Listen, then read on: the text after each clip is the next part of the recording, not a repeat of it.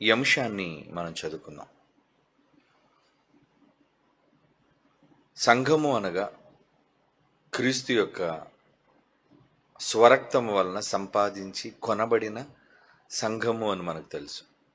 అపోస్తుల కార్యములు 20వ అధ్యాయం 28వ వచనాన్ని మనం చదువుకోగలిగితే, అపోస్తుల కార్యములు 20వ అధ్యాయం 28వ వచనం, ప్రభు యేసుక్రీస్తు వారు తన సొంత రక్తం ఇచ్చి సంపాదించిన తన సంఘమును అంటున్నాడు. చూడండి, అంటే సంఘము అనగా రక్తము చేత కొనబడినది, ప్రభు యొక్క రక్తము చేత కొనబడినది. అయితే ఆ సంఘానికి శిరస్సు ఎవరు అంటే యేసుక్రీస్తు వారు. సంఘము యేసుక్రీస్తుదైతే, అవయవాలుగా సంఘములో ఉన్న సభ్యులైతే, శిరస్సు యేసుక్రీస్తు వారుగా బైబిల్ చెప్పింది. అంటే యేసుక్రీస్తు వారి దగ్గర నుంచి వచ్చిన ప్రతి ఆదేశాన్ని సంఘం నెరవేర్చాలి. ఎందుకంటే మన శరీరంలో ప్రతి నిర్ణయం మెదడు తీసుకుంటుంది, అంటే శిరస్సు తీసుకుంటుంది. ఆ శిరస్సు ఏదైతే ఆదేశాన్ని ఇస్తుందో, ఆ శిరస్సు ఏదైతే ఆదేశాన్ని శరీరానికి పంపుతుందో అది శరీరం ఖచ్చితంగా చేసి తీరుతుంది. మరి సంఘానికి శిరస్సు క్రీస్తు అయితే, ఆదేశం ఆయనదైతే, దానిని అవలంబించాల్సింది, చేయాల్సింది ఎవరు? సంఘం. ఎఫెసీయులకు రాసిన పత్రిక 1వ అధ్యాయం 23వ వచనాన్ని చదువుకుందాం. ఎఫెసీయులకు రాసిన పత్రిక 1వ అధ్యాయము 23వ వచనం, సంఘమునకు శిరస్సుగా ఆయన నియమించును. 22 చివరి మాట, సంఘమునకు శిరస్సుగా ఆయనను నియమించను, ఆ సంఘము ఆయన శరీరము అంటున్నాడు. చూడండి, అంటే యేసుక్రీస్తు వారి దేహం మనమైతే మనందరికీ శిరస్సు ఎవరు? యేసుక్రీస్తు వారు అని చెప్తున్నాడు. మరి ఇప్పుడు యేసుక్రీస్తు వారి ఆదేశాలంటే ఎక్కడి నుంచి వస్తాయి అవి? ఏమండి, యేసుప్రభు గారికి మరొక పేరుంది. ఏంటది? వాక్యము. ఆదియందు వాక్యముండెను. ఆ వాక్యం ఎలా వచ్చింది అని యోహాను సువార్త 1వ అధ్యాయంలో ప్రారంభ వచనంలో చదువుకున్నాం మనం. ఆదియందు వాక్యమే, ఆ వాక్యము శరీరధారిగా 13వ వచనం వచ్చేసరికి, 14వ వచనం వచ్చేసరికి, శరీరధారి అయి కృపా సత్య సంపూర్ణుడుగా మన మధ్య నివసించెను అంటున్నాడు. చూడండి, అంటే సంఘము, ఆ సంఘానికి శిరస్సుగా ఉన్న యేసుక్రీస్తు వారు వాక్యమైతే, ఆ వాక్యం ఎక్కడికి వచ్చిందటండి? భూమి మీదకి వచ్చింది. ఆ వాక్యం ఎవరో కాదు, యేసుక్రీస్తు వారు అని. ఇప్పుడు శిరస్సు యేసుప్రభు వారైతే, శిరస్సు దగ్గర నుంచి వచ్చే ప్రతి ఆదేశం శరీరం చేయవలసింది. అంటే ఆదేశాలు ఇచ్చేది శిరస్సు అయినప్పుడు ఆ శిరస్సుకున్న మరో మాటే వాక్యము. అంటే ఇప్పుడు సంఘం పాటించాల్సింది వేటిని? వాక్యములో వ్రాయబడిన వాటిని. ఏమండి, వాక్యము ఏదైతే చెప్పిందో, వాక్యములో ఏవైతే వ్రాయబడ్డాయో అవే యేసుప్రభు వారి మాటలు. వాక్యం అనగా యేసుక్రీస్తు వారు. ఆయన మాటలని ఆదేశాలుగా సంఘాలు నెరవేర్చవలసి ఉంది. మరి సంఘాలు నెరవేరుస్తున్నాయా? లేదు. సంఘాలు నెరవేరిస్తే పౌలు గారు తీతు గారికి పత్రిక రాస్తూ ఏమంటున్నారో చూద్దాం. తీతు పత్రిక 1వ అధ్యాయం 5వ వచనం చూడండి. తీతు పత్రిక 1వ అధ్యాయం 5వ వచనం, పౌలు గారు అంటున్నారు, నాయనా నేను నీకు ఆజ్ఞాపించిన ప్రకారము నీవు లోపముగా ఉన్న వాటిని దిద్ది ప్రతి పట్టణములోను పెద్దలను నియమించి నిమిత్తమే నేను క్రేతులో నిన్ను విడిచి వచ్చి తిని. పెద్దలు ఎక్కడ పెట్టడానికి ఆయన విడిచి వచ్చాడట? సంఘములో పెద్దలు. అంటే సంఘములో ఏమున్నాయన్నమాట? లోపములు. సంఘాలలో లోపాలు ఉన్నాయి. ఏమండి? ఏ సంఘం క్రీస్తు ఎదుట సరి అయిన సంఘం? మా సంఘం గొప్పదంటే మా సంఘం గొప్పది, సంఖ్యలో గొప్పది, ఏమండి, తర్వాత మందిరంలో పెద్దది, చందాలో పెద్దది, ఇలా చాలా రకాలుగా సంఘాలు గొప్పలు చెప్పుకుంటున్నాయి. మాది గొప్ప సంఘం అంటే మాది గొప్ప సంఘం అని. కానీ ప్రభు అంటున్నాడు, సంఘాలలో లోపాలు ఉన్నాయి, ఆ లోపాలను సరిదిద్దాలి నాయన, నువ్వు సరిదిద్దు. లోపముగా ఉన్న వాటిని సరిదిద్ది ప్రతి పట్టణములోనూ ఎక్కడెక్కడైతే సంఘాలు ఉన్నాయో ఆ సంఘాల్ని నడిపించడానికి పెద్దలను నియమించు నాయన అంటున్నాడు. చూడండి, పెద్దలు. ఎందుకు పెద్దలు నియమించాలి? పెద్దలైతే వాళ్ళ మాటల ద్వారా సంఘాన్ని సరిచేస్తారు. ఏమండి, పెద్దల మాట చిన్నలు వినాలి కదా. పెద్దలు ఎందుకున్నారు? చిన్నలను సరిచేయడానికే ఉన్నారు పెద్దలు. యోహాను గారు సంఘ పెద్దేనా? యోహాను గారు ప్రకటన గ్రంథం, యోహాను పత్రికలు రాశారే, ఆయన సంఘ పెద్ద. ఆ సంఘ పెద్ద ఏమని వర్ణిస్తారో తెలుసండి? ఆయన పత్రికలు చూస్తే యోహాను పత్రికల్లో రెండో పత్రికలో ఏమంటున్నాడు చూడండి. ఆయన మొదటి వచనములో పెద్దనైన నేను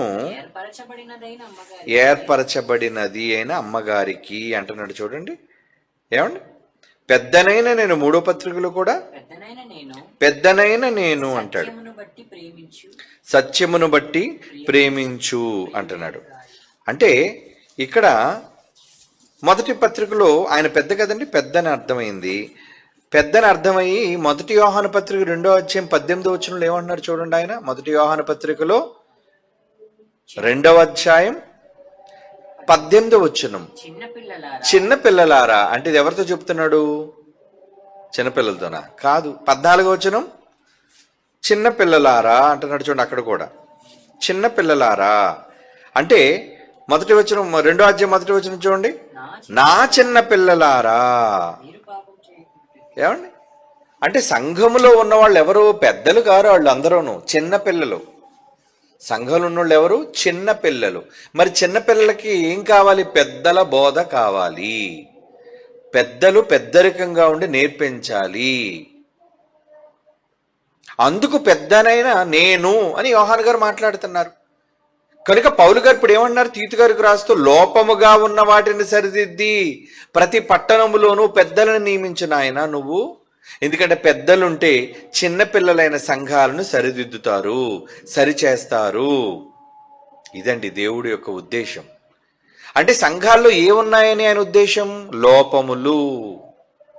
సంఘాలన్నిటిలో లోపాలున్నాయి. ఏ సంఘమైనా కానివ్వండి, ప్రపంచంలో ఉన్న ప్రతి సంఘములోనూ లోపాలు ఉన్నాయి.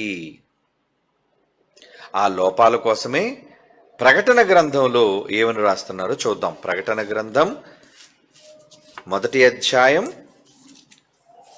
యోహాను గారు రాసిందేనండి ఇది కూడా. ప్రకటన గ్రంథం 1వ అధ్యాయం 9, 10 వచనాలు చూడండి. ఏమంటున్నాడు? 1 యోహాను, 2 యోహాను, 3 యోహాను, యోహాను సువార్త రాసిన ఆ గ్రంథకర్తే పెద్ద. ఆయన ప్రకటన గ్రంథాన్ని రాస్తూ 9వ వచనం, మీ సహోదరుడును యేసును బట్టి కలుగు శ్రమలోను రాజ్యములోను సహనములోను పాలివాడనగు యోహానును నేను దేవుని వాక్యము నిమిత్తము యేసును గూర్చిన సాక్ష్యము నిమిత్తము పద్మాసు ద్వీపమున పరవాసినైతిని. నేను పద్మాసు ద్వీపంలో చెరపట్టబడ్డాను. 10వ వచనంలో, ప్రభు దినమందు ఆత్మవశుణ్ణి ఉండగా బోరధ్వని వంటి గొప్ప స్వరము ఏం చెప్పిందట ఆయనతో? 11వ వచనంలో, నీవు చూచుచున్నది పుస్తకములో వ్రాసి. యోహాను గారు మీరు రాయండి, మీకు ఏదైతే కనబడుతుందో కళ్ళ ముందు అది పుస్తకంలో రాయండి. ఏమండి, పుస్తకంలో వ్రాసి ఎవరికి పంపమన్నాడు? ఎఫెసు, స్ముర్నా, పెర్గెము, తుయతైరా, సార్దీసు, ఫిలదెల్ఫియా, లవదొకియా అను 7 సంఘములకు పంపుమని చెప్పుట నా వెనుక వింటిని. 7 సంఘాలకి నువ్వు ఉత్తరం రాయాలి నాయన అంటున్నాడు. చూడండి, పెద్ద అయిన యోహాను గారితో ఏమని దేవుడు చెబుతున్నాడు? వెంటనే నువ్వు 7 సంఘాలకి రా. 7 సంఘాలను ఎందుకు ఎన్నుకున్నాడు? 7 అనగానే రూపకాలంకారంగా అది సంపూర్ణమైన సంఖ్య కాబట్టి సంపూర్ణంగా అన్ని సంఘాలకు ఉద్దేశించి నువ్వు రాయాలి. ఎందుకంటే సంఘములో లోపములు ఉన్నాయి, సంఘాలలో లోపాలు ఉన్నాయి. అదే కదండి, సంఘాలపై క్రీస్తు ఎందుకు నేరం మోపాలి? శిరస్సు ఆయన కదా. శిరస్సు ఆయన అయినప్పుడు మరి ఆయన చెప్పిన మాట సంఘం వింటేనే కదా ఆయన నేరం మోపడు. ఎప్పుడు నేరం మోపుతాడు? ఏమండి, మన పిల్లలు బడికి వెళ్ళేటప్పుడు టీచర్ మనల్ని పిలిచి, లేదంటే తల్లిదండ్రులుగా పిలిచి, ఏమంటే మీ పిల్లల మాట వినటం లేదండి అని కంప్లైంట్ ఎప్పుడు చేస్తారు చెప్పండి? ఎప్పుడు కంప్లైంట్ చేస్తారు వాళ్ళు? వాళ్ళు అల్లరి చేస్తున్నప్పుడు, మాట విననప్పుడు, చెప్పే చదువును వాళ్ళు స్వీకరించినప్పుడు, అప్పుడే కదా కంప్లైంట్ చేస్తారు వాళ్ళు. ఇప్పుడు యేసుప్రభు వారు నేరం మోపుతున్నారు ఎవరి మీద? సంఘాల మీద. ఎందుకు నేరం మోపాలి? శిరస్సు కదా ఆయన. అంటే ఆయన చెప్పిన మాట సంఘం వినటం లేదా? ఎక్కడ వింటున్నారు? వింటున్నాము అన్న భ్రమలో ఉన్నారు అందరూ. సంఘాలలో ఉన్న వాళ్ళందరూ ఏమనుకుంటున్నారంటే, మాకు అన్నీ బాగా తెలుసు, మాకు ఎవ్వరూ ఏమీ చెప్పొద్దు, చెబితే వినే పరిస్థితుల్లో మేము లేము.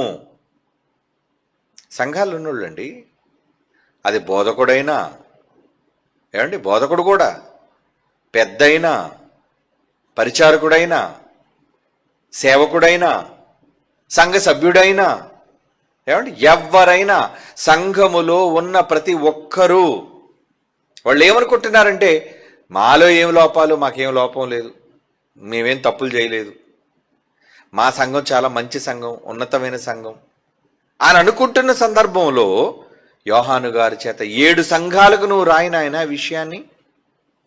ఏమండి, ఆ 7 సంఘాలకి నువ్వు వ్రాయు అంటున్నాడు. ఏమంటే మొదటి సంఘం ఏది? ఎఫెసు సంఘం. చదువుతాం ఇప్పుడు. ఎఫెసు సంఘంతో ఏం చెప్తున్నాడు చూడండి. ఎఫెసీయులకు రాసిన ప్రకటన గ్రంథం 2వ అధ్యాయం 1వ వచనంలో, ఎఫెసులో ఉన్న సంఘపు దూతకు ఇలాగూ వ్రాయము. సంఘపు దూత అంటే రెక్కలు కట్టుకుని ఎగిరే దూత కాదు, సంఘాన్ని కాసే దూత. దూత అనగానే గార్డియన్, సంరక్షకుడు, సంఘాన్ని రక్షించేవాడు, సంఘాన్ని కాపాడేవాడు, నాయకుడు అని అర్థం. దూత అనగానే దేవదూత దగ్గరికి వెళ్ళిపోకండి. ఇవన్నీ రూపకాలంకార భాషలో రాయబడ్డాయి కాబట్టి అటువంటి పదప్రయోగం జరుగుతుంది అంతే.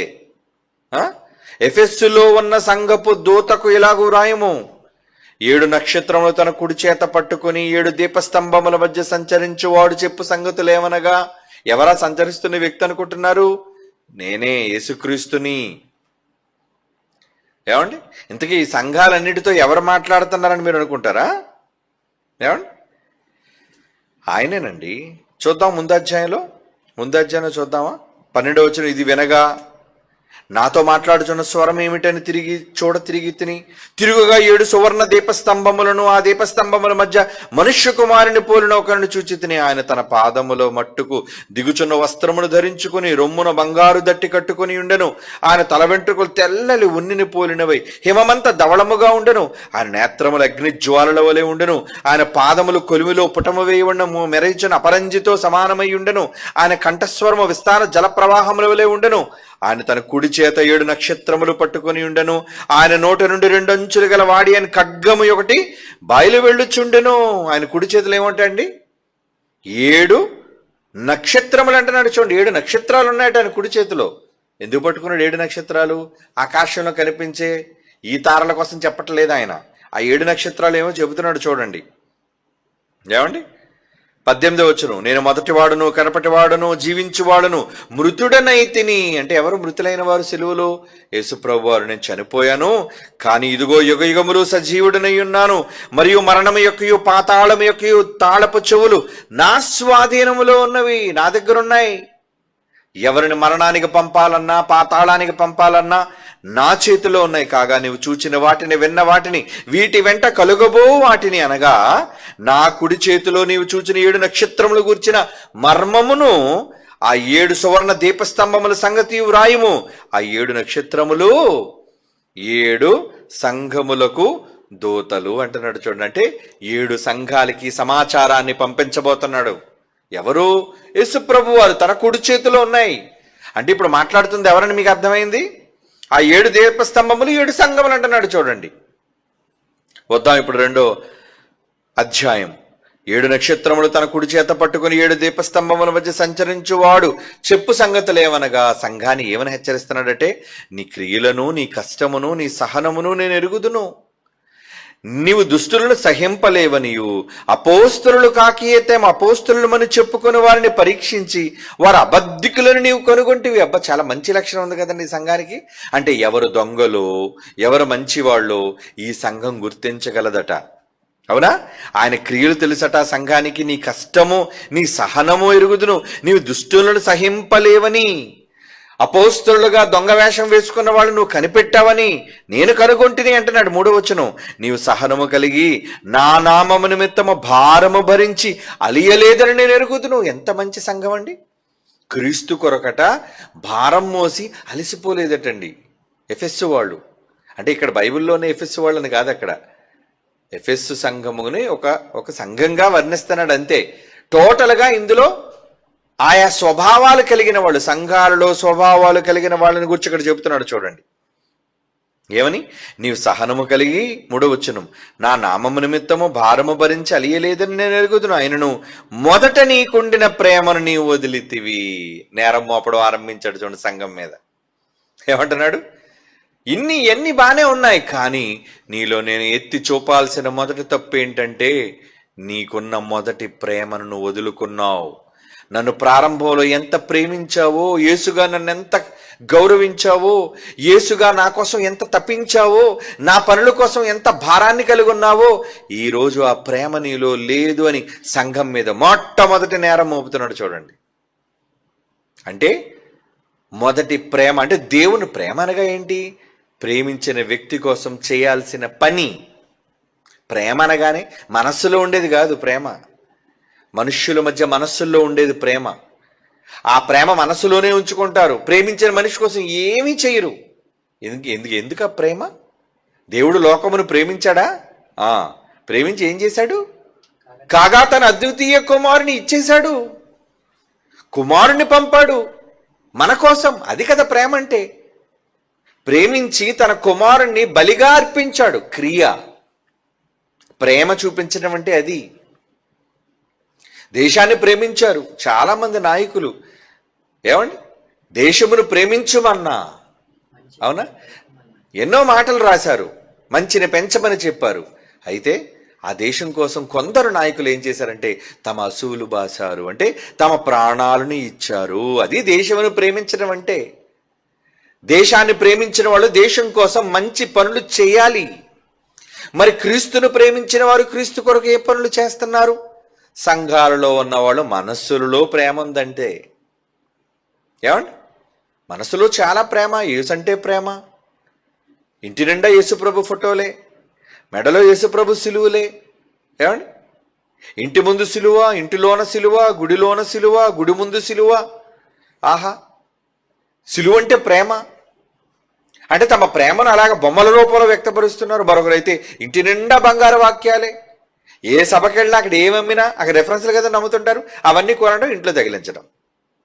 ఎంత ప్రేమ వాక్యం అంటే ఇవన్నీ యేసుప్రభు మీద ప్రేమ లేకుండానే కొన్నారంటారా చెప్పండి? కొందరైతే ఎన్ని రకాల బైబిల్లోనే అన్ని రకాల బైబిల్ కొనుక్కొని పెట్టుకుంటారండి. ఎందుకు? ప్రేమండి. యేసుప్రభు అంటే ప్రేమండి. చాలా బాగుంది. ఫోటోల్లో యేసుప్రభు ప్రేమ కనబడుతుంది, బొమ్మల్లో యేసుప్రభు ప్రేమ కనబడుతుంది. ఏమండి, ధరించుకునే వాటిలో యేసుప్రభు గుర్తులు కనబడుతున్నాయి.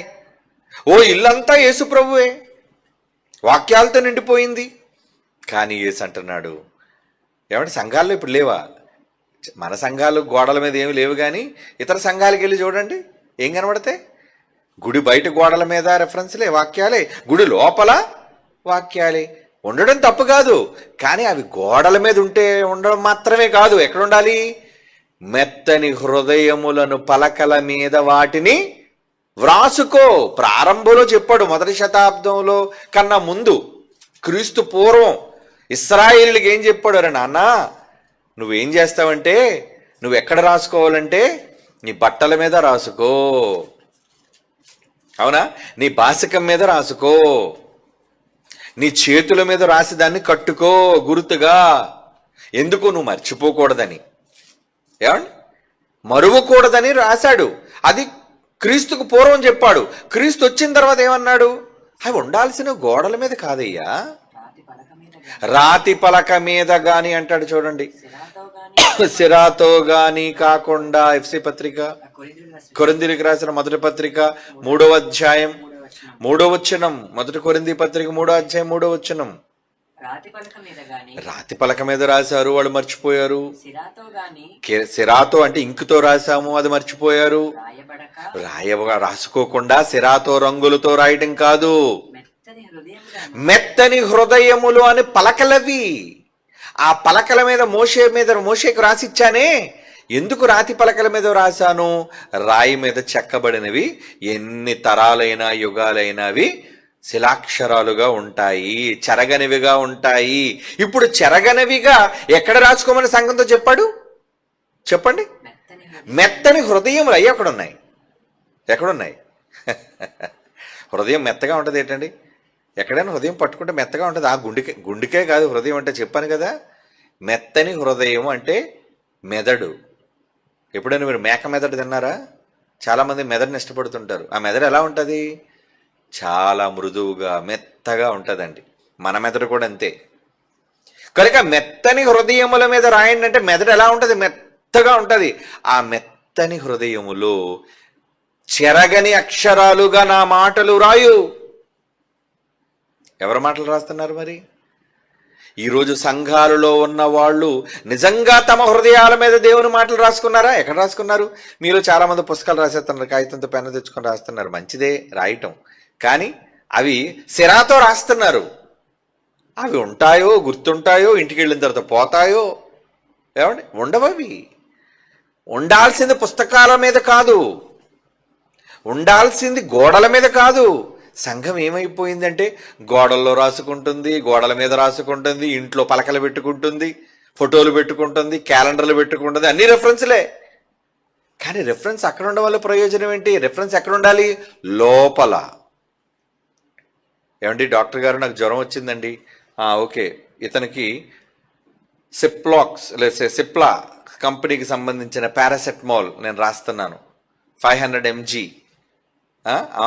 3 పూటలు 8 గంటల వ్యవధిలో నువ్వు వేసుకో అని రాశాడు. అప్పుడు రాసింది నువ్వేం చేస్తావు? ఆ కాగితం తీసుకెళ్ళి మెడికల్ షాప్కి ఇస్తే మెడికల్ షాప్ వాడు మందు ఇస్తాడు. మరి మందుని ఏం చేయాలి? కాగితం మీద ఉంది కదండి, పర్వాలేదు, అలా చదువుతుంటాను రోజు నేను. జ్వరం తగ్గినంత వరకు ఒక డాక్టర్ గారు రాసిన మందు పారాసెటమాల్, పారాసెటమాల్, పారాసెటమాల్. చదివితే రోగం పోదు. మరి ఏం చేయాలి? కొన్న మందుని లోపలికి వేసుకోవాలి. దేహం లోపలికి పెడితే అప్పుడు ఏమవుతుంది? రోగం నయమవుతుంది. సింపుల్, సర్వసాధారణంగా అర్థమయ్యేది. మరి దేవుని వాక్యం అనే ఈ మందు ఎక్కడుంది? అక్షరాల్లో ఉంది, గోడల మీద ఉంది. దేవుని చేత ఆశీర్వదింపబడిన కుమారుడా లోపలికి రమ్ము. లోపలికి వచ్చాడు, ఏం చేస్తావు? వాడి బుర్రలోనికి పంపు. ఏం పంపాలి? వాక్యాన్ని పంపు. వాడి మనస్సును నింపు. ఏముండవు, ఏముంటది? కేవలం లోపలికి రమ్ము, నీ కానుక ఇమ్ము, ఆ తర్వాత పొమ్ము. ఏమండి, మనుషులు ఎలాగున్నారు? బోధలు ఎలాగున్నాయి, సంఘాలు ఎలాగున్నాయి? ప్రతి సంఘము వెనక ఉన్నది క్యాష్. అంటే సంఘాన్ని ఎందుకు నింపుకుంటున్నారు అంటే మాకు లాభం కావాలి, ధనార్జన. కానుకల రూపంలో, దశమ భాగాల రూపంలో, ప్రత్యేక కానుకల రూపంలో ఇవన్నీ కూడా సంఘానికి రావాలి. నువ్వు రాసుకుంటే ఏంటి, రాసుకోపోతే ఏంటి?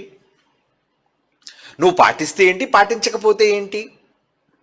సంఘాల పరిస్థితి చూసారు ఎలాగుందా? అలా ఉండమనా? సంఘాన్ని క్రీస్తు రక్తాన్ని ఇచ్చుకున్నాడు. చెప్పండి, ఇచ్చి కొన్నది తన కొరకు వాడుకోవడానికి. రక్తమిచ్చి కార్చి, రక్తమిచ్చి సంపాదించిన ఈ సంఘం శిరస్సుగా ఉన్న ఆయన మాట విని ఆయన ఇష్టం చొప్పున జరిగించేది సంఘం. మోపడా నేరం? ఎందుకు మోపడు? ఏమండి, ప్రేమించి పెళ్లి చేసుకొని తాళి కట్టి ఇంటికి తీసుకొచ్చి భార్యను పెట్టుకున్న తర్వాత ఏమండి ఆవిడ కోసం డబ్బు ఖర్చు పెట్టి బట్టలు కొని, ఇంట్లో సామాన్లు కొని, టీవీ కొని, ఫ్రిడ్జ్ కొని, ఏది లోపం లేకుండా సోఫాలు కొని, పెద్ద అవసరమైతే ఇల్లే కొని, అందులో అన్నింటినీ సమకూర్చి భార్యను అందులో పెట్టాడు అనుకోండి. ఎందుకు పెట్టాడు ఇదంతా? ఎందుకు పెట్టాడు ఇంత ఖర్చు? ఏమండి, తెల్లవారి భర్త లేగానే బట్టలు సిద్ధం, భోజనం సిద్ధం, అవసరతలన్నీ తీర్చడానికి సర్వం సిద్ధం చేసేది భార్య, భాగస్వామి, పని మనిషి కాదు. ఏమండి, ఏమీ చేయట్లేదు అనుకోండి, ఏమంటాడు? ఎందుకు నేను ఇంత పెట్టుబడి పెట్టాను, నీ మీద ఎందుకు నేను ఇంత పెట్టుబడి పెట్టాను, నువ్వు వచ్చి పడుకోవడానిక? కొందరు ఉంటారండి ఆడవాళ్ళు, పొద్దుపోయినా లేవరు, 11 అయినా 12 అయినా మిట్ట మధ్యాహ్నం అప్పుడు లెగుస్తారండి. సిగ్గుపడాలి. ఏ అప్పుడు లేవడం ఏంటి, మిట్ట మధ్యాహ్నం లేవడం ఏంటి? వేకువనే లేచేది ఇల్లాలు, అన్నిటిని సిద్ధం చేసేది ఇల్లాలు. అంటే నీ భర్త నిన్ను చేసుకున్నది దేనికోసం అంటే, నీవు తనకి సేవాధర్మం, పరిచర్య చేయడానికి, నీ బట్టలు ఉతకడానికి, నీకు భోజనం వండి పెట్టడానికి, తన కష్ట నష్టాల్లో పాలివాడు కావడానికి, పాలిదానవు కావడానికి. మరి ఏమి చేయకపోతే ఎందుకు చేయాలి చెప్పండి? మరి యేసు ప్రభు వారు ఎందుకు మన మీద పెట్టుబడి పెట్టారు తన రక్తాన్ని? మన సొంత పనులు చేసుకోవడానిక? సంఘాలన్నీ ఎవరి పనుల మీద ఉన్నాయి చెప్పండి? ఏదో ఈ మధ్యన ఎవరో చనిపోయారు కాబట్టి ఆ వ్యక్తి కోసం అందరూ కూడా మంచి ఇంట్రెస్టింగ్, అంటే ఏం జరుగుతుంది, ఏం జరుగుతుంది, ఏం కావాలి, మమ్మల్ని రమ్మంటారా, ఊరేగించమంటారా, వెళ్ళమంటారా? ఓకే, చెయ్యండి, మీ నిరసనలు తెలియజేయండి. ఏమండి, మీ స్పందన తెలియజేయండి. కానీ ప్రభు కొరకు కూడా స్పందన ఉండాలిగా. ప్రభు పని అంటేనే ఇవన్నీ ఉంటాయి. ఎంతమంది దేవుని కొరకు హతసాక్షులు కాలేదు, ఎంతమంది దేవుని కొరకు ఇబ్బందులు పడలేదు, ఎంతమంది దేవుని సేవ చేస్తే పడలేదు. జరుగుతూ ఉంటాయి ఇవన్నీ. కానీ సంఘంగా సంఘం ధర్మం ఏంటో తెలుసా? క్రీస్తు కొరకు చేయవలసిన పనులు చెయ్యాలి. మరి చెయ్యకపోతే నేరం మోపడా? అదేనండి నేరం మోపుతున్నాడు. ఏమని? 4వ వచనం, ఆయనను ఇన్ని మంచి లక్షణాలు నీలో ఉన్నా, అమ్మా ఎఫెసు సంఘం, నీ మీద ఒక నేరము మోపుతున్నాను. ఏంటా నేరం? మొదట నీకుండిన ప్రేమను నీవు వదిలితివి. నేను నీ మీద తప్పు ఒకటి మోపవలసి ఉన్నది. నువ్వు ఏ స్థితిలో నుండి పడితివో అది జ్ఞాపకము చేసుకుని మారు మనస్సు పొంది ఆ మొదటి క్రియలను చేయము. సంఘం మీద నేరం మోపుతున్నాడు. ఏంటది? నువ్వు మారు మనస్సు పొందాలి. ఇదేంటండి, సంఘంలోనికి రాక ముందు కదా మారు మనస్సు, క్రీస్తును నమ్మక ముందు కదా కావలసింది మారు మనస్సు. సంఘంలోనికి వచ్చిన తరువాత కూడా మారు మనసు కావాలా? క్రీస్తులోకి బాప్తీసం తీసుకున్న తర్వాత క్రైస్తవునికి కూడా మరలా మరలా మరలా మారు మనస్సు కావాలి. ఎప్పుడు? క్రీస్తుని విడిచిపెడితే, క్రీస్తు పని చేయకపోతే, బాధ్యతలను ఉల్లంఘిస్తే, చెయ్యక తప్పదు. అందుకే ఏమంటున్నాడు? నువ్వు ఏ స్థితి నుంచి పడితివో అది జ్ఞాపకము చేసుకుని. అంటే నువ్వు మంచి స్థితిలో పెట్టాను నేను, కానీ నువ్వు కింద పడిపోయావు. ఎందుకంటే ప్రేమను వదిలేసావు. నా మనస్సులో నేను ఎంత ఎత్తుగా చూశాను, కానీ నువ్వు నన్ను ప్రేమించడం లోపం చేసావు కనుక నువ్వు పడ్డావు. నా మనస్సులోంచి కిందకి జారిపోయావు నువ్వు. కనుక పడిపోయావు కాబట్టి నువ్వు ఏ స్థితి నుంచి పడితేవో అది జ్ఞాపకము చేసుకుని మారు మనస్సు పొంది నీ మొదటి క్రియలను చెయ్యు. నేను నీకు ఏదైతే చెప్పానో, మొదట్లో నన్ను ఎంతగా ప్రేమించావో, మొదటిగా క్రీస్తుని ఎంత నువ్వు ప్రేమించావో, ఆయన కోసం ఎంత కష్టపడ్డావో అది నువ్వు చెయ్యి. ఆ మొదటి క్రియలను చేయము. అట్లు చేసి నీవు మారు మనస్సు పొందితే సరి అంటున్నాడు. చూడండి, మళ్ళా వార్నింగ్. ఏంటా వార్నింగ్? ఎప్పటికైనా నీ మనస్సు మార్చుకో అమ్మా. సంఘమా, సంఘంతో చెప్తున్నాడు ఎఫెసు. లేదా పురుషులు అనుకోండి, నాయన ఇప్పటికైనా నీ మనస్సు మార్చుకో నాయన. సంఘమా, మారు. నీ మారు మనస్సు పొందితేనే సరి. లేని ఎళ్ళ నేను నీ యొద్దకు వచ్చి నీ దీపస్తంభమును దాని చోటు నుండి తీసివేతును. ఏం చేస్తారటండి? అసలు నిన్ను తీసేస్తాను. నువ్వు వెలగకుండా. దీపస్తంభం అంటే ఏంటి? సంఘం అంటేనే దీపస్తంభం. నువ్వు సంఘంగా చేయలేనప్పుడు నువ్వు ఎందుకు వెలుగుతావు? ఇంకా ఇది ఒక వ్యక్తి అయినా, సంఘానికి సంబంధించిన సమాజమైనా మారాలి. పద్ధతులు మార్చుకోవాలి. దేవుని పనులను చెయ్యాలి. మాటలు వింటున్నప్పుడు చెయ్యాలి అనిపిస్తుంది. ఆ తర్వాత సోమవారం నుంచి మరలా ఏం బాధ్యతలు గుర్తొచ్చేస్తాయి? ఇల్లు, పిల్లలు, అవసరతలు, అప్పులు, ఇవన్నీ మరలా శనివారం వచ్చేసరికి అది వింటే, ఏదో మీ దయదలిచి శనివారం వచ్చి దేవుని వాక్యం వింటే మరలా ఒక్కసారి హృదయం స్పందిస్తుంటుంది దేవుని కోసం, అవును కదా నేను దేవుని కోసం ఏదో చేయాలి కదా అని. లేదంటే ఆదివారం వచ్చారనుకోండి, ఉదయం కొంతమందికి స్పందిస్తుంది, ఇంకా తర్వాత మరలా ఆదివారం వరకు ఏ స్పందన లేదు. దేవుడు అందుకే హెచ్చరిక చేస్తున్నాడు చూడండి, లేని ఎళ్ళ నీ యొద్దకు వచ్చి నీ దీపస్తంభమును దాని చోట నుండి తీసివేతును, అయితే ఒకటి నీలో ఉన్నది, నికోలాయితుల క్రియలు నీవు ద్వేషించుచున్నావు, నేను కూడా వాటిని ద్వేషించుచున్నాను. చెవి గలవాడు ఆత్మ సంగములతో చెప్పుచున్న మాట వినుగాక. నువ్వు జయిస్తే జయించువానికి దేవుని పరదేశంలో ఉన్న జీవవృక్ష ఫలములు భుజింపనిత్తును. మంచి చెబుతున్నాడు, నువ్వు చేసే లోపాన్ని చెబుతున్నాడు. సంఘంగా మీరు మంచి చేస్తే ఏమిస్తారటండి? దేవుని పరదేశంలో ఉన్న జీవవృక్ష ఫలములు, అంటే ఎప్పుడు నువ్వు చనిపోకుండా జీవించే, నిరంతరం జీవించే జీవవృక్ష ఫలాలు నీకు తినిపిస్తాను అంటున్నాడు చూడండి. అంటే ఇది చావు లేదు.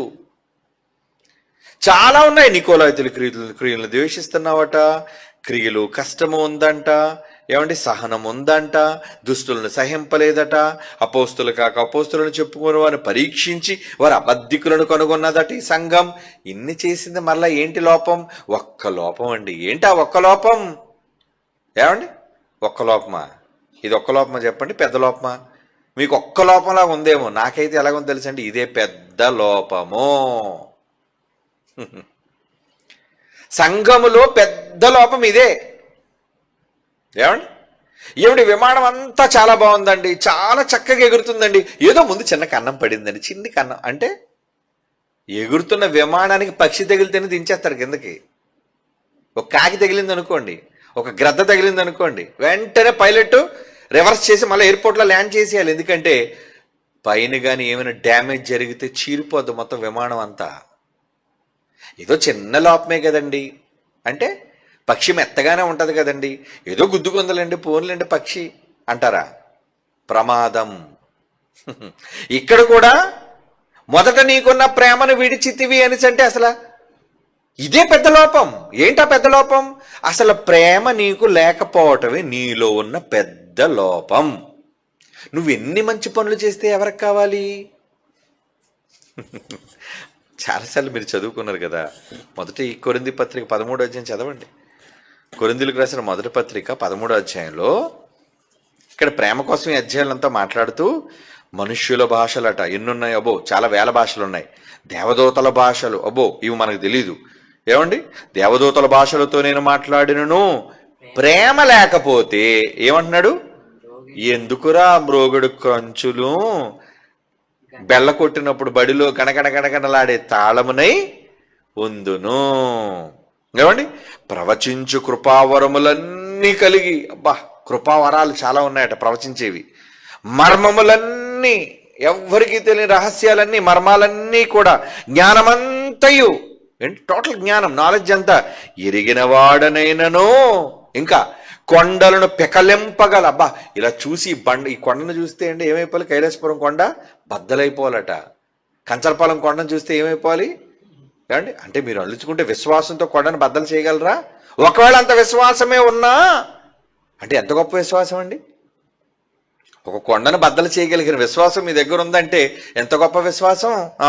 మరి ఇంత కొండలను పెకలింపగల పరిపూర్ణ విశ్వాసము గలవాడనైనను ప్రేమ లేనివాడనైతే వ్యర్థుడని, గాలి తీస్తాడు చివరికి వచ్చేసరికి. అంటే ఏది ముఖ్యం? నువ్వు పైన చూడండి ఎన్నో ఎన్నో ఎన్నో ఎన్నో ఎన్నో కింద వరకు చెబుతాడు, పేదల పోషణ కొరకు నా ఆస్తి అంత ఇచ్చాను, కాల్చబట్టుకు నా శరీరం అప్పగించను, ప్రేమ లేని వాడనైతే నాకు ప్రయోజనమేమీ లేదు. అన్నిటికన్నా ఇదే ముఖ్యమైనది. అందుకే అన్నాను మీకు, ప్రేమ మొదటి ప్రేమను విడిచిపెట్టానండి, ఫస్ట్లో పోయిందండి అంటే ఇది మైనర్ లోపమా మేజర్ లోపమా? అతి పెద్ద లోపం. అసలు నీకు మొదటి ప్రేమ పోవడమే నీకు పెద్ద లోపం, అది టోటల్ లోపం అది. తర్వాత నువ్వు ఎన్ని పనులు చేస్తే ఉపయోగం ఏముంది? సంఘంతో చెబుతున్నాడు, ఆత్మ సంఘములతో చెప్పు మాటలు చెవిగలాడు వినాలి అంటే మాకు చెవులు ఉన్నాయి కదా, 2 చెవులు ఉన్నాయంటే వినబడ్డం కాదు, శబ్దం లోపలికి వెళ్ళడం కాదు. వినగలిగిన చెవులు అంటే విన్న తర్వాత దేవుని కొరకు చేయాల్సిన పనులు చేయాలి, మొదటి ప్రేమను పొందాలి, అది వినడం అంటే. లేదంటే ఇప్పుడు ఎంతసేపు నేను చెప్పినా మీలో ఏమి అలజడి రాలేదనుకోండి, లోన ఏం చలనం రాలేదనుకోండి, అప్పుడు నేను ఎవరి ముందు ఊదాను బాకా అంతానా? అందుకే అన్నాడు, చెవిటోడు ముందు సన్నాయి మేళం అన్నారు. మంచి సన్నాయి మేళం మృదువైన సంగీతంతో గొప్ప ఆర్కెస్ట్రా ఊడుతుంటే ఏమండి, యానీలాంటి గొప్ప మ్యూజిక్ డైరెక్టర్ వచ్చి మంచి సంగీతం అన్ని ఆర్కెస్ట్రాతో శబ్దాలతో వాయిస్తున్నాడు అనుకోండి, ఎలా ఉందని ఈ అంతా ఆర్కెస్ట్రా షో అంతా అయిపోయిన తర్వాత ఎలా ఉందని అంటే ఏమంటాడు? ఆడికి ఏం వినబడిందని? చెవిటి మేళం అది. చెవులు సరిగ్గా వినబడవు అంటే వాయించిందంతా వృధాయేనా? వృధాయే కదా. అలాగే ఇన్ని మాటలు విన్న తరువాత కూడా మీ చెవుల ద్వారా ఈ మాటలు మీరు స్పందన తీసుకుని రాకపోతే చెవిటి మేళం. ఎవరు విన్న? మీరే. విన్నోళ్ళందరూ చెవిటి మేళమే. అంటే విన్న తర్వాత ఏం రావాలి? లవ్, ప్రేమ రావాలి. ఏంటా ప్రేమ? మనుషుల మీద ప్రేమ కాదు, దేవుని మీద ప్రేమ, సంఘం మీద ప్రేమ, వాక్యం మీద ప్రేమ, చేయాలన్న ప్రేమ, మొదట నువ్వు వదిలేసిన ప్రేమ, అక్కడికి వెళ్ళాలి. ఏమండి, ఫస్ట్లో ఎలా ఉంటుంది? మొదట్లో ఎప్పుడు బాగుంటుంది కదండి. మొదటి ప్రేమ అంటే మనం కూడా ఆలోచించాలి. తొలి ప్రేమ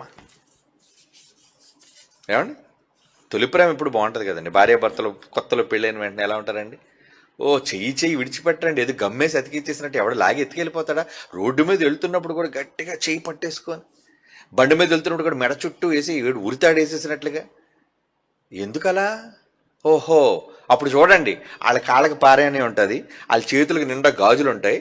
ఏమండి, మగాళ్ళు అయితే చేతికి ఏమంటే ఉంగరాలు, లేదంటే వాళ్ళు కూడా గోరింటాకు. ఓ కొత్త బ్యాచ్ అనమాట ఇది. ఏంటి ఫ్రెష్గా పెళ్ళైన బ్యాచ్ ఇది, అవునా? ఏది పిల్లలు పుట్టేసి ఒక 15 సంవత్సరాలు అయిన తర్వాత చూడండి బ్యాచ్ ఎలా ఉంటారు వీళ్ళు. చెప్పండి ఎలా ఉంటారు? మొదటిలో ఉన్నట్టుగా ఆ తొలి ప్రేమ అలా ఉంటుందా? ఏమండి అంటే ఏమంటారు నోర్మి? అదే మొదట్లో ఫస్ట్లోని ఏమండి చెప్పు ప్రియా, ఏంటి ఏంటి ఆవిడ ఇంకా ఏమండి అని డీ వరకు వెళ్ళలేదు, అప్పుడు ఇటు ముందుకు వెళ్ళిపోయాడు. అప్పుడు ఏంటి చెప్పు, జీ హుజూర్ చెప్పండి, ఆజ్ఞేయండి దొరసాని గారు, మేము చేస్తాం ఎంతనా. ఆహా ఎంత ప్రేమ! ఏమండి, దొరగారికి దొరసాని మీద ఎంత ప్రేమ! మరి ఆ తర్వాత అనుభవంతో ఉన్నోళ్ళు చాలామంది ఉంటారు. పెళ్ళి అయిపోయి పిల్లలు పుట్టేసిన తర్వాత అడగండి, అయ్యగారు ముందు వెళ్తుంటారు, అమ్మగారు వెనకాతలు వస్తుంటారు ఒక 10 అడుగుల దూరంలో. ప్రారంభంలో చేయి పట్టుకొని చట్టపట్టాలు వేసుకొని తిరిగేవారు. అది తొలి ప్రేమ అండి. మరి ఏదండి ఆ తొలి ప్రేమ? ఇప్పుడు తిరగకూడదా? తిరగొచ్చు, తప్పే ఉంది. మరి ఆ రోజు తిరుగు, ఈ రోజు ఎందుకు తిరుగుతున్నావు? ఎందుకు సిగ్గుపడాలి? ఏమండి, ఆ రోజు చెయ్యి భుజం మీద వేసుకొని ఫోటో తీసుకున్నావు నీ భార్య అందంగా ఉన్నప్పుడు, ఏమండి సన్నగా నాజుగ్గా ఉన్నప్పుడు. మరి ఇప్పుడు లావుగా అయిపోయింది అనుకో, భుజం మీద చేసి తీసుకోవా? ఏటో రెండు కొంచెం సిగ్గుగా ఉందండి. ఎందుకు అలాగ అనుకోవాలి? నీ భార్య అప్పుడు కొంచెం గ్లామరస్గా కలర్ఫుల్గా ఉండేదండి, ఇప్పుడు చూస్తే నేను బాగా నల్లగా అయిపోయిందండి. అంటే ఏదా ప్రేమ? ఆకారాన్ని బట్టి ప్రేమ మారిపోకూడదు, వయస్సును బట్టి ప్రేమ తగ్గిపోకూడదు, పరిస్థితులు బట్టి ప్రేమ మారిపోకూడదు. అది ప్రేమ ఎందుకు అవుతుంది? దరిద్రం అది పోయేదైతే. అది ప్రేమే కాదు, దొంగ ప్రేమ అది. యేసు ప్రభువు మీద నిజంగా మీకు కలిగింది ప్రేమ అయితే అది ఎప్పటికీ చావదు, పోదు. పోనిదే రియల్ లవ్, ఎప్పటికీ చెరిగిపోనిదే నిజమైన ప్రేమ. కనుక సంఘానికి క్రీస్తు మీద ఉండాల్సింది ఏంటి? ప్రేమ. మరి ఆయనకి ప్రేమ ఉందా? ఎందుకు లేదండి. తన రక్తమంతా ఇచ్చేసి ఎంత ప్రేమించాడంటే సంఘాన్ని, ఏమండి ఒక భారీగా పోలుస్తూ భర్త ఎలాంటోడో చెప్తున్నాడండి. అది కళంకమైన, ముడత అయినా, అట్టిది మరి ఏదైనా రోజు స్నానం చేస్తున్నటువంటి సంఘానికి. కళంకం పడింది అనుకోండి, డాగు ఏమండి తింటున్నప్పుడు పిల్లలు ఏదైనా ఉంపేసుకున్నారు వెంటనే తల్లి ఏం చేస్తుంది? వెంటనే తుడిచేస్తుంది, వెంటనే క్లీన్ చేసేస్తుంటుంది. ఏమండి అలా యేసుక్రీస్తు వారి సంఘాన్ని ఎంత ప్రేమిస్తున్నారంటే, భార్య తప్పు చేస్తే క్షమించేవాళ్ళు ఉంటారా? ఏమండి భార్యలో లోపం ఉంటే సరిదిద్దుకొని సరి చేసుకునే వాళ్ళు ఉంటారా? ఎక్కడో అండి, ఎక్కడో. అలాంటి చాలా ఉత్తములు, గొప్పవాళ్ళు. నిజంగా అలాంటి గొప్ప ప్రేమ యేసుప్రభు కొంత సంఘం మీద ప్రేమ, కానీ సంఘానికి యేసుప్రభు మీద లేదు. రోజు నిన్ను కడుగుతున్నాడు. ఏమండి వారం వారం ద్రాక్షారసం రొట్టె తీసుకుంటున్నాం కదా, ఏం చేస్తారని అనుకున్నారు? అది మనం చేస్తున్న పాపాలను పరిహారం, క్షమించటం, కడగటం. ఆయన రక్తం, ఆయన రక్తం వల్ల నీ పాపాలకు క్షమ. నలగగొట్టబడిన ఆయన దేహం. ఎందుకంటే నువ్వు ఈరోజు చేస్తున్న తప్పుడు పనికి ఆ రోజే శిక్ష పడిపోయింది ఆయన శరీరంకి. గాయం. ఇన్ని శిక్షలను అనుభవించాడు అంటే నువ్వు ఎంత ప్రేమించాలి యేసు ప్రభు వారిని. ఆయన ఆయన నువ్వు ఎంతగా ఇష్టపడాలి. ఆ ప్రేమ ఏది నీలో? నిజంగా చెప్పండి, మన మనస్సుల మీద చేసుకొని చెప్తే దేవుణ్ణి ఎక్కువ ప్రేమిస్తావా, అది యేసుప్రభుని ఎక్కువ ప్రేమిస్తావా, మన ఇంటోళ్ళని ఎక్కువ ప్రేమిస్తావా? అది మీకు మీరు ఆలోచన చేసుకోండి. బయటికి చెప్తా ఎవరిని ప్రేమిస్తున్నారు. ఇప్పుడు నేను అడిగాను అనుకోండి, ఏది యేసుప్రభుని ప్రేమిస్తున్న వాళ్ళందరూ చేయొత్తారంటే అందరూ ఎత్తేస్తారండి, ఒక్కరు కూడా తెంచరండి. ఎందుకంటే మనం అంతా అవర ప్రేమికులు.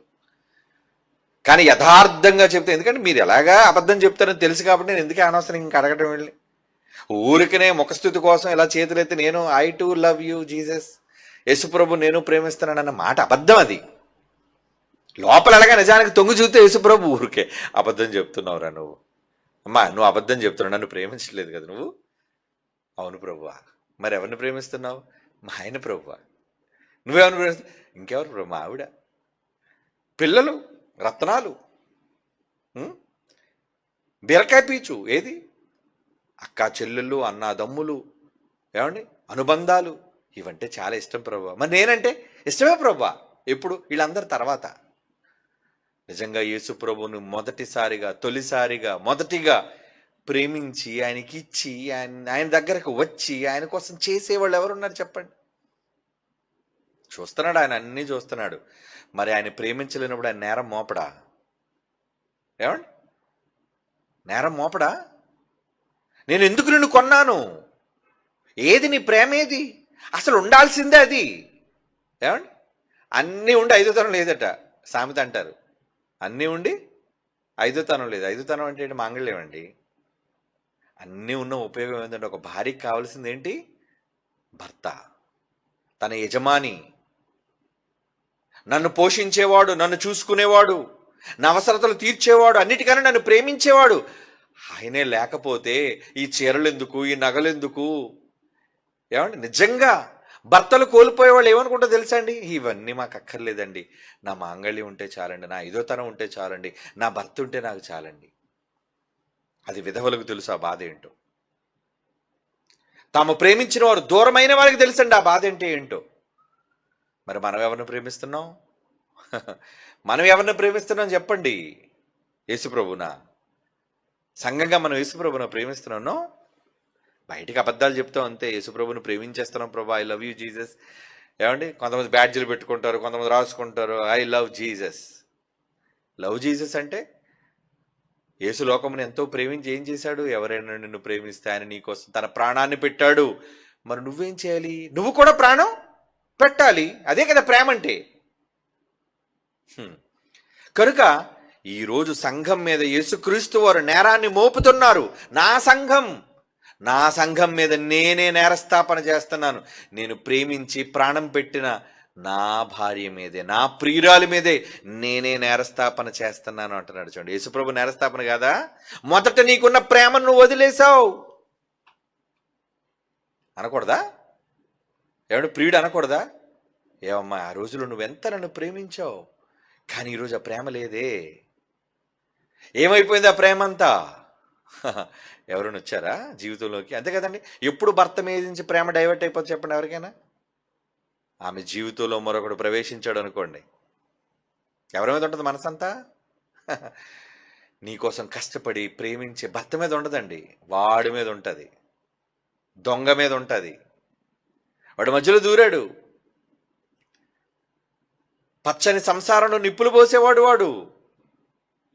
మరి ఈమె భర్త పాత చింతకాయ పచ్చడి.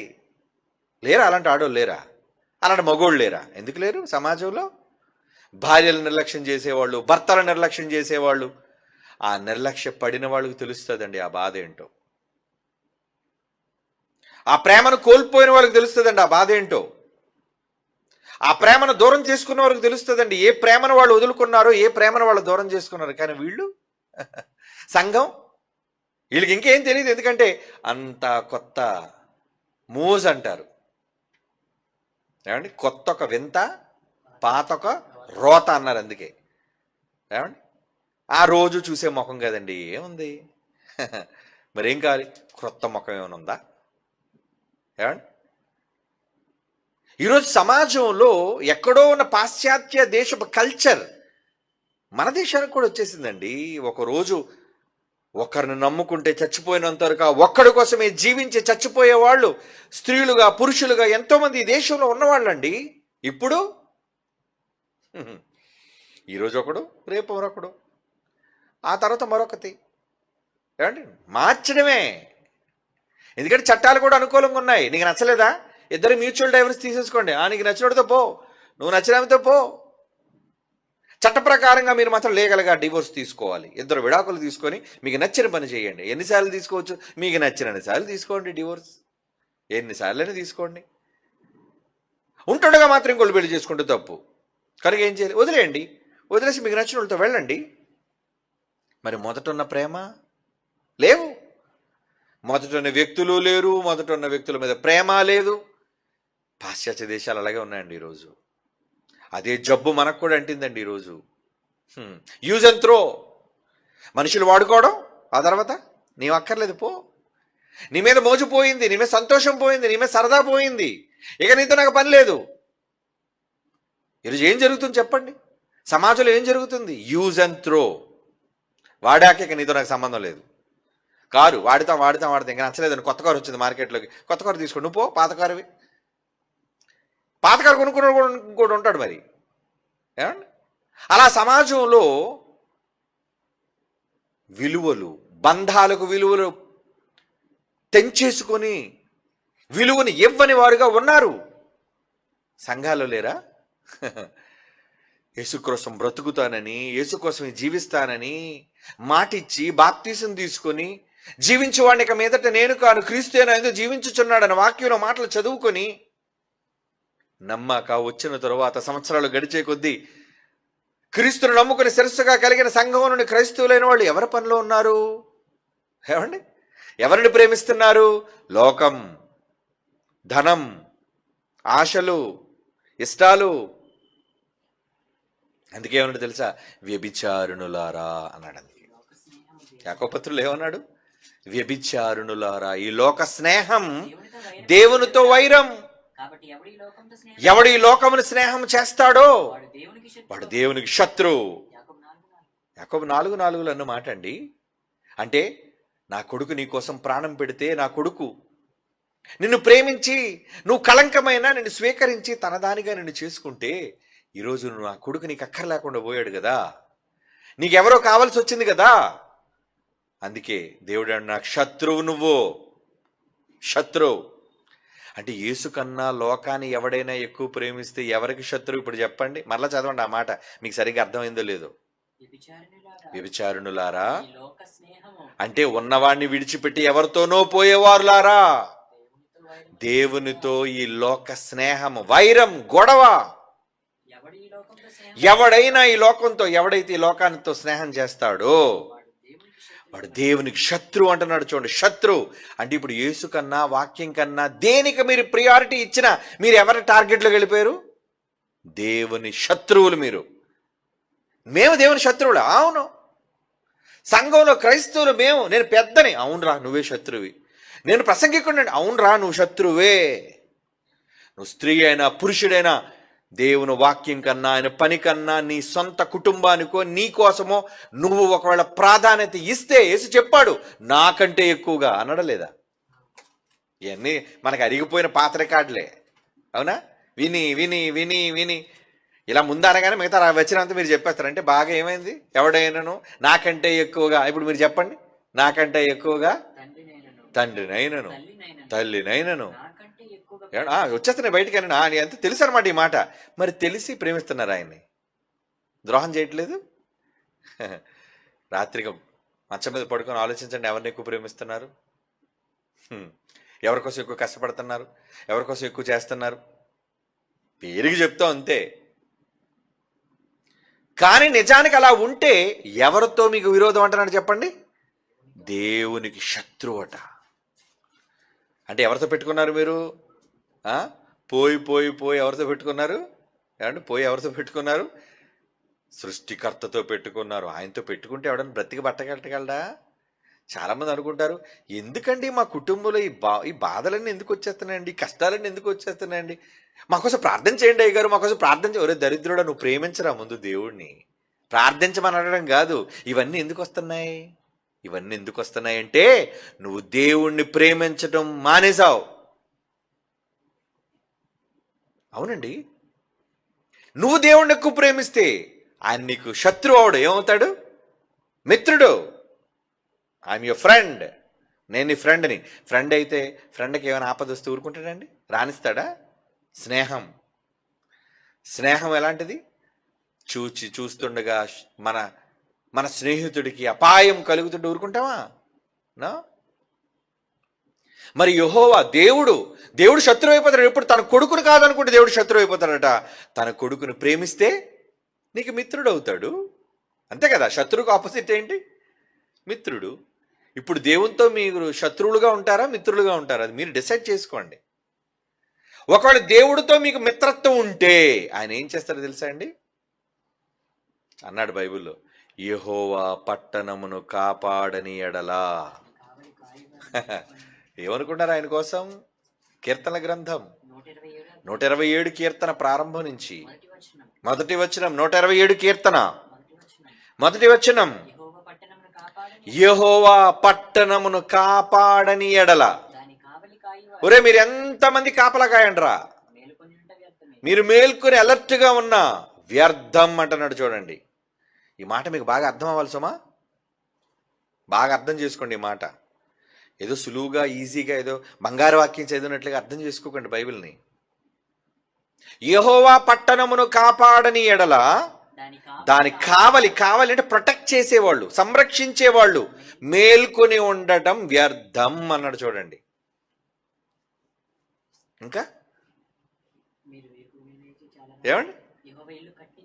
అలా పట్టణమును కాపాడకపోతే కావలి కాయవారు ప్రయాసం వ్యర్థం అనేసాడు కదా. అంటే ఇప్పుడు కావలి ఎవరు కాస్తున్నారు అనమాట? యెహోవా కాస్తున్నాడు అక్కడ. అది మీరు అర్థం చేసుకోవాలి. అంటే గస్తీ ఎవరు కాస్తున్నారు? పట్టణం అంటే మీ దేహం కావచ్చు, మీ కుటుంబం కావచ్చు, మీ పట్టణం, మీ ఊరు కావచ్చు, మీ గ్రామం కావచ్చు, మీ దేశం కావచ్చు, ఏదైనా ఆయన కాపలా కాస్తాడు. దేవుడండి, నీ జోలికి ఏది వచ్చినా ముందు నిలబడతాడు. ఎవరు నువ్వు? ఒక దేశం నుంచి దేశంలోనికి వెళ్ళేటప్పుడు ఏం చేస్తాడు? Security scan. ఏమండి? Finger scan, eye scan, body scan, మొత్తం అంతా ఉంటుంది. ఎందుకంటే నువ్వేం తెచ్చేస్తున్నావు దేశంలోనికి? Alert, high security. ప్రపంచంలోని పెద్ద పెద్ద దేశాలు టోటల్గా ఫుల్ స్కాన్ చేస్తారు. దేవుడట పట్టణానికైనా, నీకైనా, నీ దేహానికైనా ఆయన సంరక్షకుడు.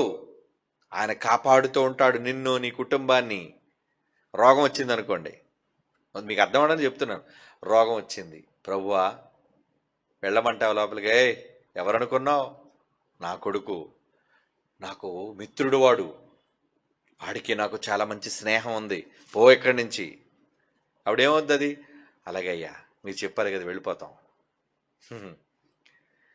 ఇంకోటి దగ్గరికి వచ్చింది రోగం. మహాప్రభో ఏంటి వెళ్ళమంటారా? వెళ్ళు. నిజంగానా? అవును నిజమే, నేనే చెప్తాను, పో. అంటే మీ దగ్గరికి రావడానికి దేవుడు అనుమతి ఇవ్వాలి. మంచైనా, చెడైనా, మేలైనా, కీడైనా ప్రతి దానికి దేవుని అనుమతి. అంటే ఆయనే కాపలాగా నిన్ను కాస్తున్నప్పుడు నువ్వు ఆయనతో మిత్రత్వం పెంచుకుంటే నీ కుటుంబం జోలికి, నీ జోలికి, నీ సంఘం జోలికి, నీ పట్టణం జోలికి దేనిని రానివ్వడు. శత్రుత్వం పెంచుకున్నావా ఏం చేస్తాడు? విరోధం తెచ్చుకున్నావు అనుకో దేవుడితో విరోధం వస్తే ఆయన దేనికి అడ్డుపడ్డావు. అందుకే కుటుంబాలు కుప్పకూలిపోతుంటాయి, ఆర్థికంగా నలిగిపోతుంటాయి, ఎప్పుడు చూడని కష్టాల్లో కూరుకుపోతుంటాయి. కారణం ఎవరితో శత్రుత్వం? వాళ్ళకి తెలియదు ఎందుకు వచ్చాయి ఇవన్నీ ఎందుకు వస్తున్నాయి మాకు అర్థం కావట్లేదండి. ఎందుకు వస్తున్నాయి? దేవుణ్ణి ప్రేమించు, అప్పుడు ఆయనతో నీకు శత్రుత్వం ఉండదు. ఆయన్ని గస్తీ కాస్తాడు, పట్టణాన్ని కాపాడుతాడు, నువ్వేమీ అలర్ట్ ఉండవలసిన పని లేదు. ఆయన చూసుకుంటాడు నీకోసం. నువ్వు హ్యాపీగా పడుకో, ఆయన చూసుకుంటాడు నీకోసం. ఏది నీ దరిదాపులకు రానివ్వడు. బైబిల్లో పాత నిబంధనలో ఒక మాట ఉంటుందండి, ఏ కీడును ఏ తెగులును నీ గుడారమునకు రానియక అంటాడు. చూడండి, ఆ మాట ఒకళ్ళు దొరికితే చెప్పండి నాకు. ఏ తెగులును నీ గుడారమునకు రానియక అంటాడండి. గుడారంలోనికి ఏ తెగులైనా రావాలి అంటే దేవుడు అనుమతి ఇవ్వాలి. అంతగా కాపలా కాస్తాడు ఆయన. ఎంత నాన్న? 91వ కీర్తన 10వ వచనం. Very good, thank you. 91 కీర్తన 10. నీకు అపాయమేమీ రాదు, ఏ తెగులును నీ గుడారమును కనీసం దగ్గరకు కూడా రాదండి. సమీపం, నియర్, సమీపించడం దగ్గరకు రావడం, లోపలికి రావడం సంగతి తర్వాత. నీ పక్క 1000 మంది పడిపోయినా, నీ కుడి పక్క 10,000 మంది నేల రాలిపోయినా అపాయము నీ యొద్దకు రాదు. బా, ఏం మాట అండి దేవుడిది. నిజమండి. ఏ తెగులు నీ గుడారం వరకు కూడా రానియన్నా, నేను కాపలా కాసుకుంటానయ్యా, నేను కాపలా కాసుకుంటాను. ఏమండి, దేవుడు కాపలావాడా మనకి? అవును, ఆయన ప్రేమ, ఆయన కాపలాదారి మనకి. ఎప్పుడు నువ్వు ఆయన ప్రేమిస్తే, ఆయన కొడుకుని ప్రేమిస్తే ఆయన నిన్ను అన్ని విషయాల్లో కాపాడతాడు. ఈ చిన్న లాజిక్ మిస్ అవుతున్నారని అందరూ. కిటుకిది. ఏది చెయ్యాలో అది చెయ్యరు. నాకంటే ఎక్కువగా ప్రేమించొద్దు. ఎవడైనా, ఇప్పుడు చదవండి ఆ మాట, మీకు బాగా అర్థమవుతుంది. ఏమండి, ఈ లోకాన్ని ఎవడైనా స్నేహిస్తే, యాకోబు 4:4 ఏమంటున్నాడు? వ్యభిచారుణులారా, నన్ను కాదని లోకాన్ని, ధనాన్ని, పదవిని, అధికారాన్ని, ఏమండి ఆస్తిపాస్తులను కోరుకొని, బంధాలను కోరుకొని నువ్వు ఒకవేళ వెళితే ఏంటో తెలుసా, నాతో గొడవ పెట్టుకుంటున్నావు నువ్వు. ఎవడు ఈ లోకముతో స్నేహం చేస్తాడో వాడు దేవునికి శత్రువు. ఒరే, ఆ రోజు నుంచి నువ్వు నాకు ఎనిమి. అంటే ఎనిమి అయితే ఏం చేస్తాడు? ఏ తెగులైనా వచ్చేస్తుంది నీ దగ్గరికి, ఏ రోగమైనా వస్తుంది, ఏ అపాయమైనా నీకు వస్తుంది. అంటే నువ్వు దేవునితో ప్రేమతో, సఖ్యతతో, క్రీస్తుని ప్రేమించి ఉంటే అసలు ఏది నీ దరిదాపులకు రానివ్వను అని మాట ఇచ్చాడండి ఆయన. భూమి ఆకాశములు గతించినా గతించిపోనేమో కానీ నా నోటి నుంచి వచ్చిన మాటలో ఒక సున్నా, ఒక పొల్లు తప్పిపోతుందా? తప్పిపోదా? తప్పిపోదు కదా. ఇప్పుడు మరలా చదవండి కీర్తన గ్రంథంలో ఆ మాట 91:10. అది మరి దేవుడి మాటేనా? మరి ఆయన పలికిన మాట అబద్ధం ఎందుకు అవుతుంది చెప్పండి. అంటే ఊరకనే చెప్పాడు ఈ మాట, గాలి మాట. అలా చెప్పడానికి ఆయన గాలి కాడు, ఆయన రియల్ గాడ్, నిజమైన దేవుడు. ఆయన మాట ఇచ్చాడంటే మాట తప్పడు, మాట తిరగడు. చదవండి ఏమన్నాడు ఆ మాట? నీకు అపాయం, అపాయం, అపాయం ఏది రానివ్వను నేను. ఏ తెగులు నీ గుడారానికి సమీపించదు. ఎందుకంటున్నాడు ఆ మాట? నువ్వు ఆయన ప్రేమించు. మనం ప్రేమించే వాళ్ళ కోసం ఏమైనా చేస్తాం కదండి. ఆపదలో ఉంటే ఏ ఇబ్బంది అయినా మన వాళ్ళకి రాణిస్తావా? తండ్రి ఎన్ని కష్టాలైనా ఓర్చి కుటుంబానికి కన్నీళ్లు పెట్టాలనుకోడండి. కుటుంబం సంతోషించాలి, ఏ బాధను నేను అనుభవించాలి అనుకుంటాడు. ఏ కష్టమైన తల్లి అనుభవించాలనుకుంటుంది, పిల్లలకి అది సుఖాన్ని ఇవ్వాలి అనుకుంటుంది. దేవుడు కూడా అంతే, క్రీస్తు కూడా అంతే. సంఘానికి నువ్వు ప్రేమిస్తున్నావా? సంఘంగా ఉండి లేదు, అదే చెప్పాడు. మొదట నీకున్న లవ్, ప్రేమ వదిలేసుకున్నావు నువ్వు కనుక పడిపోయావు నువ్వు నా దృష్టిలో. పైనుంచి పడ్డావు. లవ్లో పడ్డం కాదు, ప్రేమ పోయి పడ్డావు కిందకి. అంటే ప్రేమ పోయినోడు లవ్ ఫెయిల్యూర్. నీ లవ్ ఫెయిల్ అయిపోయింది. నా దృష్టిలో అంత ఉన్నతంగా కనబడవలసిన నువ్వు ప్రేమ లేకపోవడం వల్ల నీచంగా కిందకు పడ్డావు. నువ్వు మారు మనసు పొందో, మార్చుకో, మొదట నీకున్న ప్రేమను తెచ్చుకో. అప్పుడు నీ దరిదాపులకి ఏమైనా రానిస్తానేమో చూడు నేను. అదండి ఆత్మ సంఘములతో చెప్పుచున్న మాట చెవి గలవాడు వినాలి. ఇంత పెద్ద నేరం అండి. ఎన్నో గుణాలు ఉన్నాయి సంఘానికి. ఆ సంఘం పైన, తన సంఘం పైన రక్తం ఇచ్చి కొనుక్కున్న తన సంఘం మీద ఆయనే నేరాన్ని మోపుతున్నాడు. అవును, నేను కట్టుకున్న ఇల్లాలు ద్రోహం చేసిందండి. నేను నమ్ముకున్న ప్రేయసి నాకు అన్యాయం చేసిందండి. నేను కట్టుకున్న భర్త నాకు అన్యాయం చేశాడండి.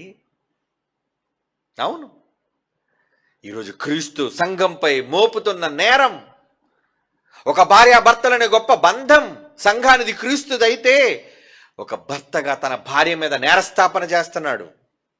మొదట నీకున్న ప్రేమను వదిలేసావు, అదే కదా అన్నిటికన్నా ముఖ్యమైనది. సంఘం మీద క్రీస్తు మోపుతున్న నేరం ఇది కేవలం ఒక ఎఫెసు సంఘం కోసమే మనం విన్నాం.